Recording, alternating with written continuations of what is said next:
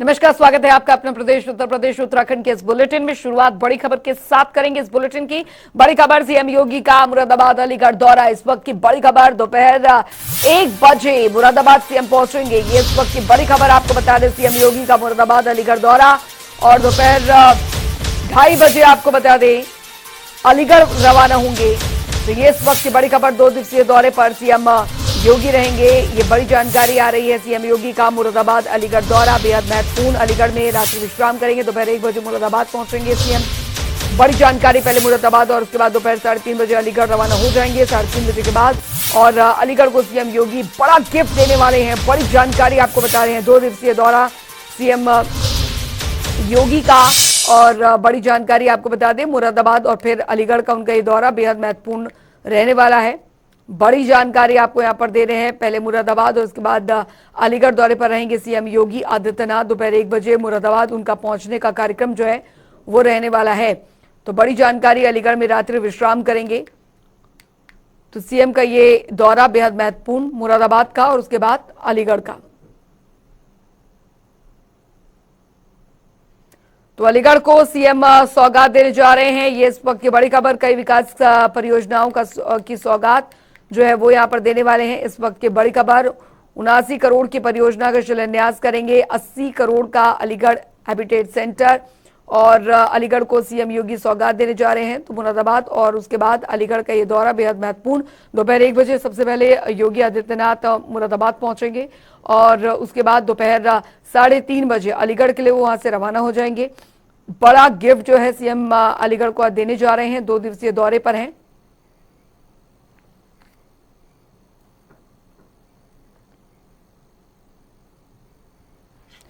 जेडे खान संवाददाता हमारे साथ अलीगढ़ से जुड़ गए हैं ज्यादा जानकारी के साथ। एक बड़ा गिफ्ट जो आज सीएम योगी देने वाले हैं, अलीगढ़ को बड़ी सौगात देने जा रहे हैं।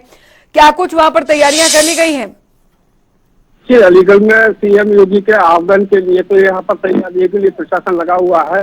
सभी तरीके की तैयारी चल रही है और सीएम योगी 3:30 बजे अलीगढ़ पहुंचेंगे, जहाँ वह 440 करोड़ रुपए की सौगात परियोजना का शिलान्यास करेंगे। जी, जेडे खान, क्योंकि अभी फिलहाल वहां पर तैयारियां किस तरीके की चल रही हैं, किस तरह की व्यवस्था वहां पर सुरक्षा के लिहाज से की गई है? क्योंकि पहले मुरादाबाद और उसके बाद 3:30 बजे वो अलीगढ़ के लिए मुख्यमंत्री रवाना होंगे। कितने बजे तक वहां पर पहुंचेंगे और उनके कार्यक्रम क्या कुछ रहने वाले हैं? उनके स्वागत की किस तरीके की तैयारियां की गई हैं? स्वागत के लिए प्रशासन जो है जी यहाँ पर लगा हुआ है और तैयारियां पूरी चल रही है। सुरक्षा की दृष्टि से देखते हुए सारी इंतजाम पूर्ण रूप से लगे हुए हैं सर। जी, चलिए, बहुत बहुत शुक्रिया जेडे खान इस तमाम जानकारी के लिए। तो आपको बता दें, अलीगढ़ का उनका ये दौरा बेहद महत्वपूर्ण रहने वाला है। रात्रि विश्राम अलीगढ़ में करेंगे और 3:30 बजे के बाद आपको बता दें 3:30 बजे मुरादाबाद से वो रवाना हो जाएंगे। और उसके बाद अलीगढ़ में आपको बता दें सीएम योगी आज बड़ी सौगातें जो है वो देने वाले हैं।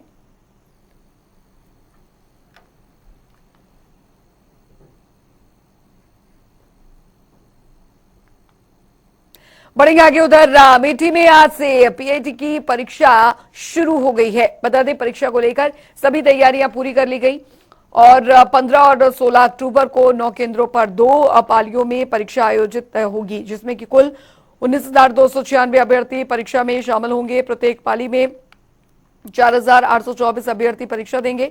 और साथ ही बता दें कि परीक्षार्थियों पर शासन प्रशासन की पैनी नजर रहेगी। परीक्षा को सकुशल संपन्न कराने के लिए सुरक्षा की दृष्टि से एसपी ने खुद कमान संभाली है। वहीं एडीएम को नोडल अधिकारी बनाया गया है और 3 जोनल, 5 सेक्टर 13 स्टैटिस्टिक्स मजिस्ट्रेट सहित अमेठी पुलिस के जवान सुरक्षा के तौर पर तैनात रहेंगे।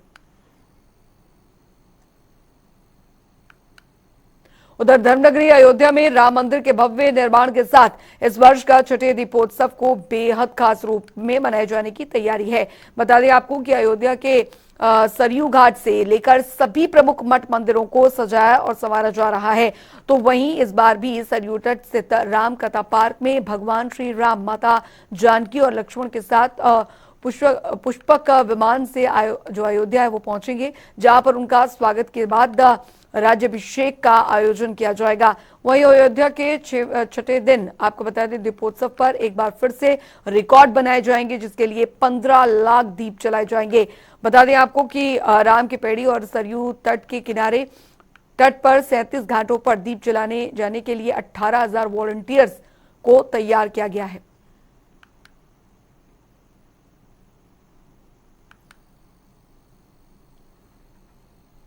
उधर उत्तर प्रदेश में चोरों के हौसले बुलंद हो गए हैं। ऐसा हम इसलिए कह रहे हैं क्योंकि लगातार आए दिन चोरी की वारदातें सामने आ रही हैं। पहली तस्वीर कानपुर की है, जहां पर उत्तर प्रदेश फॉरेंसिक के deputy director doctor Kirtivardhan Singh के घर पर उन्हीं का ड्राइवर चोरी कर रहा था। लेकिन इसी बीच उनकी मां डॉक्टर मीरा रानी सिंह ने ड्राइवर को चोरी करते हुए रंगे हाथों पकड़ लिया। वहीं सूचना मिलने पर पुलिस मौके पर पहुंची, जहां पर पुलिस ने ड्राइवर को हिरासत में लेकर पूछताछ शुरू कर दी है। वहीं दूसरी तस्वीर सहारनपुर की है, जहां पर एक ज्वेलर्स की दुकान में दिन दहाड़े 2 चोर चोरी कर भागने लगे, जहां पर दुकानदार ने एक चोर को दबोच लिया। बता दें दोनों चोर ग्राहक बनकर दुकान पर आए थे। दुकानदार ने चोरों को ग्राहक समझकर अंगूठी और कुछ गहने भी दिखाए। जिस दौरान चोर कुछ गहने चोरी कर भागने की कोशिश कर रहे थे, तभी एक चोर भागने में कामयाब हो गया, तो वहीं एक चोर को दुकानदार ने दबोच लिया। तो ये 2 तस्वीरें जो है वो निकलकर सामने आई है, किस तरीके से जो चोर है वो यहाँ पर चोरी कर फरार हो गए। एक चोर को तो ज्वेलर ने पकड़ लिया, लेकिन दूसरा चोर जो था वो भागने में कामयाब रहा। तो और दूसरी तस्वीर कानपुर की भी हम आपको दिखा रहे हैं, जहां पर घर में चोरी की वारदात को अंजाम दिया गया। और ये तस्वीरें हम आपको 2 तस्वीरें दिखा रहे हैं कि किस तरीके से प्रदेश में चोरों के हौसले बुलंद होते नजर आ रहे हैं।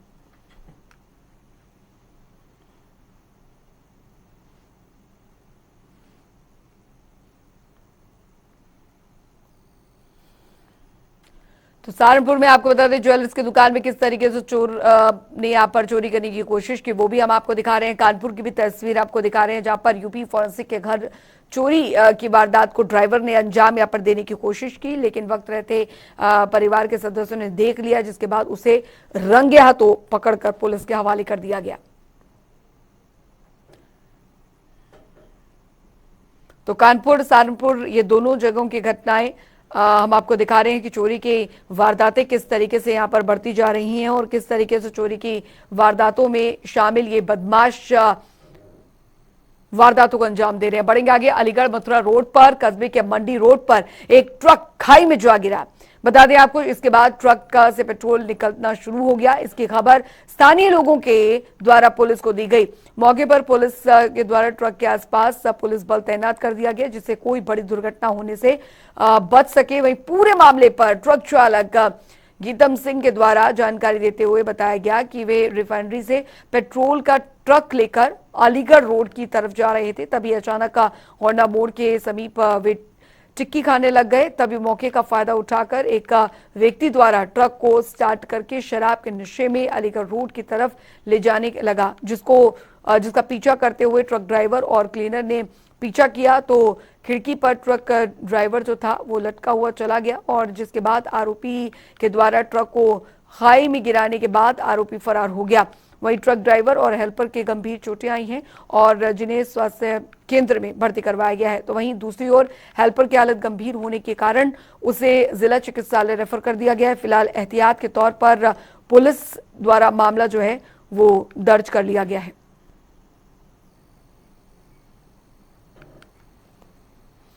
बढ़ेंगे आगे, इस बार के दीपावली में एक बार फिर से दिया और बाती का मिलन होगा और लोगों के घर आंगन मिट्टी के दिए से रोशन होंगे। दीपावली को अब कुछ ही दिन बाकी रह गए हैं। इसी के साथ ही कुम्हारों के चाक की रफ्तार भी जो है वो बढ़ती जा रही है। गांव में मिट्टी के बर्तन बनाने वाले दिन रात मेहनत कर रहे हैं ताकि हमको और आपको मिट्टी के दीपक दीपावली पर समय पर मिल सकें। जनता टीवी ने इस रिपोर्ट में कुम्हारों की मेहनत दिखाने की कोशिश की है ताकि आप इस दीपावली चाइनीज और साथ ही झालरों और मोमबत्तियों को तरजीह न देकर अपने देश में हाथ से बने मिट्टी के दिए से अपने घर आंगन को रोशन करें।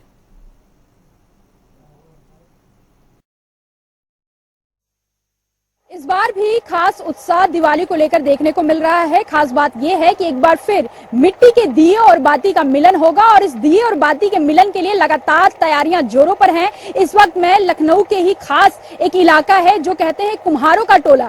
यहाँ पे खास तौर पे कुम्हारों की एक आबादी अच्छी खासी यहाँ पे रहती है जो मिट्टी के दियों का निर्माण करती है। आप सब तौर से ये मेहनत देख सकते हैं और ये मेहनत का ही नतीजा है कि ये तमाम यहाँ पे दीपक जो है दिए हमारे लिए बना के रखे गए हैं। ये छत है और छत पर ही खास तौर पे इसका माना जाता है कि धूप में ही इसका निर्माण किया जाता है, क्योंकि बारिश के वक्त इसका निर्माण नहीं किया जाता क्योंकि सुखाना भी होता है।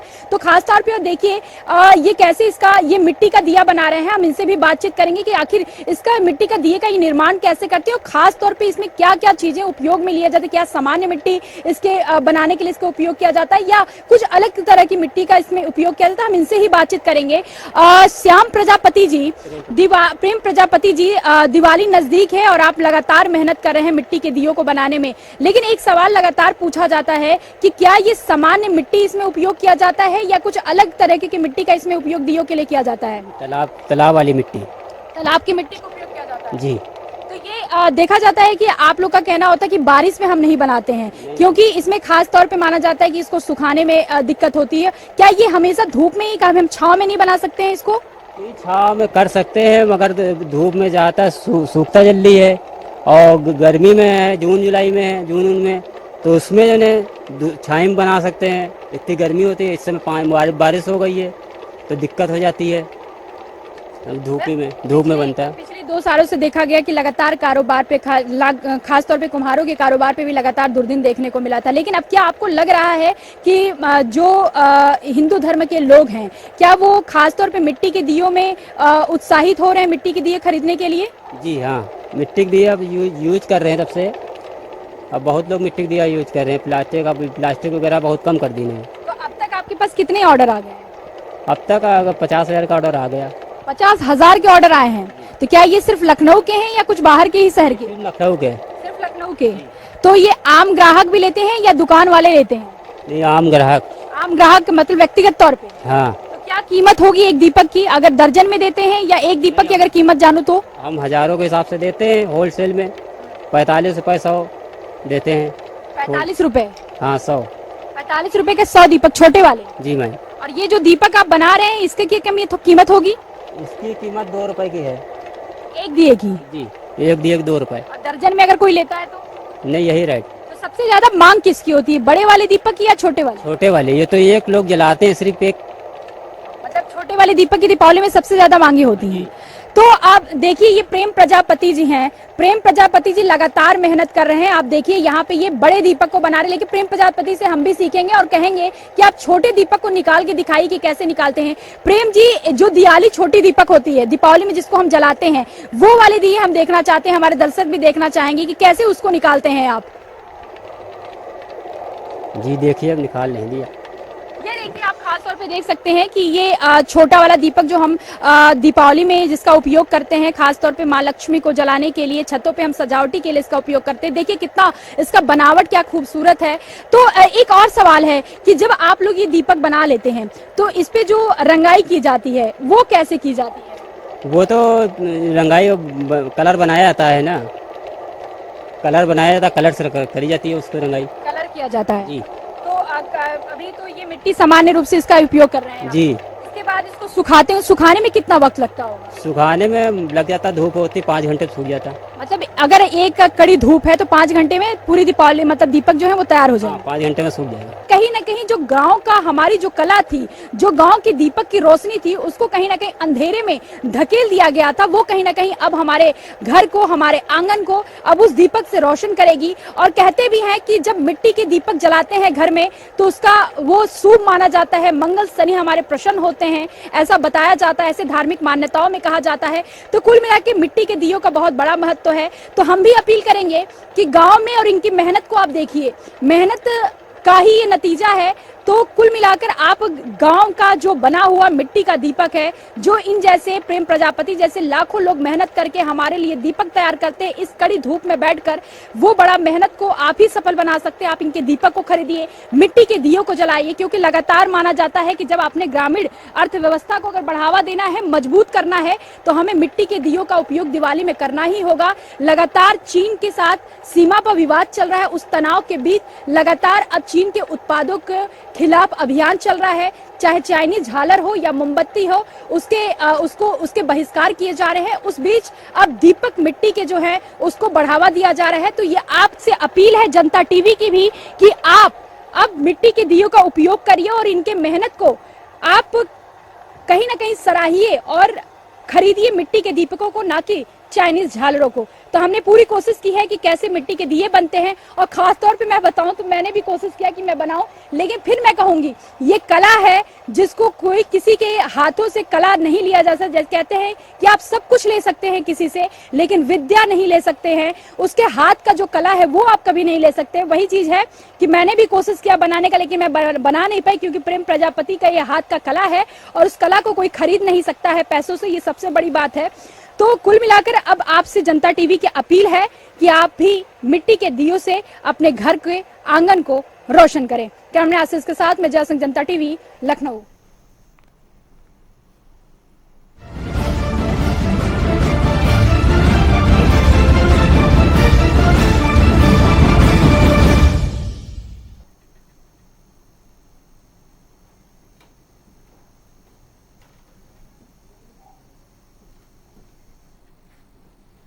और उत्तर प्रदेश के मुख्यमंत्री योगी आदित्यनाथ क्या कुछ कह रहे हैं, सुनिए। का ध्यान आकर्षित कर लेता है। आज के इस अवसर पर जो एक कार्यक्रम यहां पर प्रारंभ हुआ है, हमें समय समय पर इन सभी कार्यक्रमों के साथ जुड़ने का अवसर प्राप्त होता है। और ये हम सब जानते हैं कि उत्तर प्रदेश इस देश से बहुत समृद्ध है। स्वाभाविक रूप से डाक टिकट अगर जारी हुआ है किसी एक विशिष्ट घटना को लेकर के, किसी एक विशिष्ट कार्यक्रम को लेकर के या किसी महापुरुष को लेकर के, तो अपने आप में एक इतिहास को समेटे हुए रहता है। और उस इतिहास के साथ वह ढेर सारी उन सूचनाओं का माध्यम भी बनता है जो वर्तमान पीढ़ी के लिए न केवल संग्रहणीय होना चाहिए बल्कि ज्ञानवर्धन का एक माध्यम भी बनता है।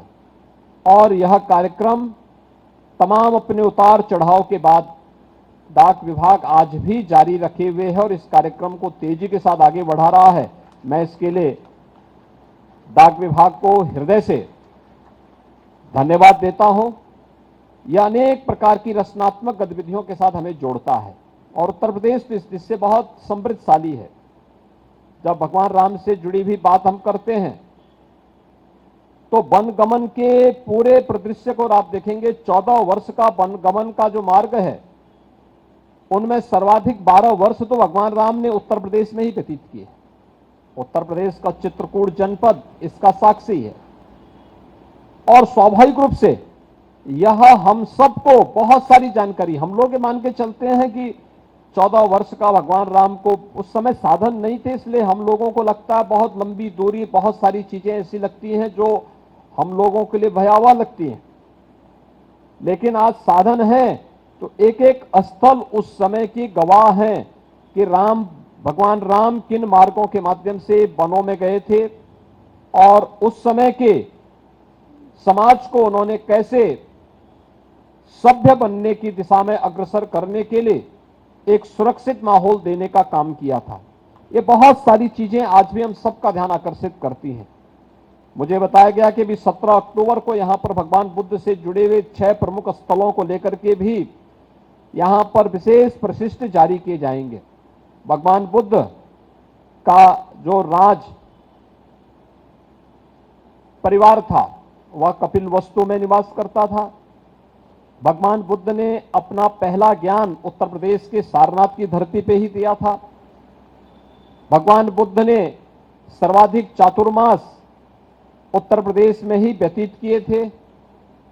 भगवान बुद्ध से जुड़ा हुआ 2-3 अन्य महत्वपूर्ण केंद्र महापरिनिर्वाण स्थली कुशीनगर उत्तर प्रदेश में है, कौशाम्बी उत्तर प्रदेश में है और संकिसा यह भी उत्तर प्रदेश के अंदर है। ये 6 प्रमुख स्थल उत्तर प्रदेश में भगवान बुद्ध से जुड़े हुए हैं, जहां पर पूरे देश और पूरी दुनिया के बौद्ध के अनुयायी आकर के इन सभी स्थलों के प्रति अपनी आस्था को व्यक्त करते हैं। और जब भी विश्व मानवता के सामने कोई संकट खड़ा होगा तो मैत्री और करुणा के लिए बुद्ध की ओर आशा भरी निगाहों से देखेगा, बुद्ध की धरती की ओर आशा भरी निगाहों से देखेगा।